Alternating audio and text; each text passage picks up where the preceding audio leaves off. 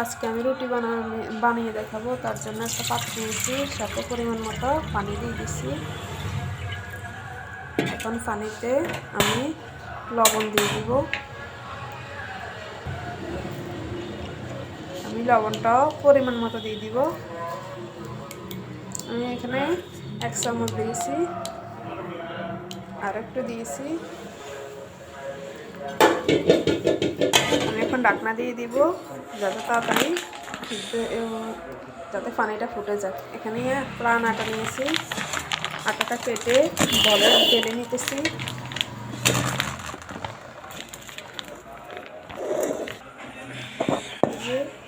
আটাটা নিয়ে নিচ্ছি, আমি একটু সয়াবিন তেলে দিয়ে দিচ্ছি পানিতে। এখন আমি আটাটা আস্তে আস্তে দিব আর লাগতে থাকবো, এখন যেন একটু নরম আঠালো ডো হয়। এই যে আমার আটার ডোটা বানানো শেষ। এই যে আমার এখন আমি রুটিটা বানিয়ে নিব। এখন আমি একটু ঢাকনা দিয়ে রেখে দিব। এখন আমি রুটি বানিয়ে নিব। এই যে আমি রুটি বানিয়ে দেখাইতেছি। যেহেতু একটু গরম, আস্তে আস্তে বানাইতেছি রুটিটা। আমি আজকে অনেকগুলো রুটি ফ্রোজেন করে রেখে দিই।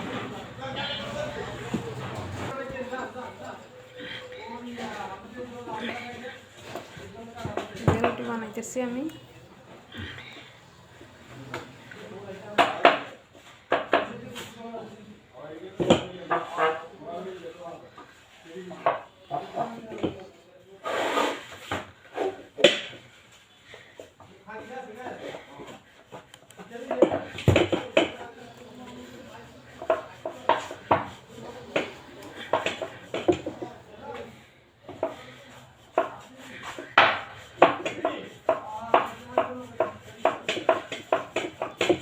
রুটিটা বানিয়ে নিছি আমি এরকম করে সবগুলো রুটি বানিয়ে নেব।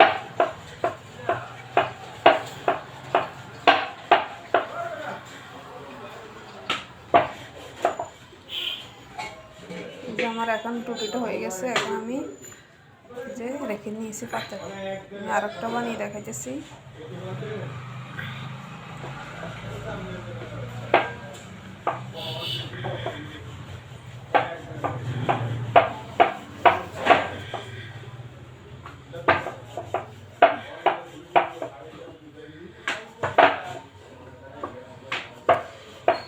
আমি আরেকটা রুটি বানিয়ে নিয়েছি।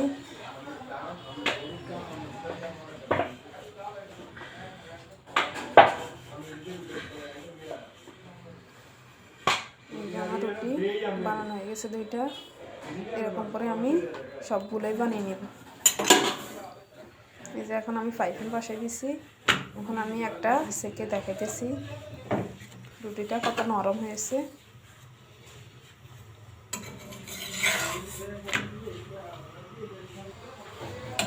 একটু হয়েছে, আর একটু আমি উঠে দিচ্ছি।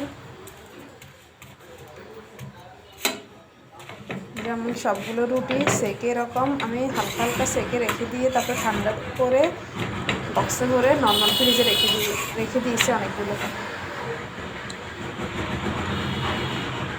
আমি একটা সেকে দেখেছি রুটিটা কত সুন্দর হয়েছে, পারফেক্ট।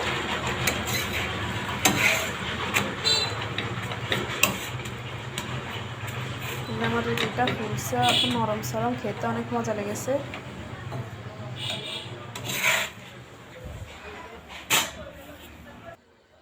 আপনারা এভাবে রুটিটা বানিয়ে দেখাবেন।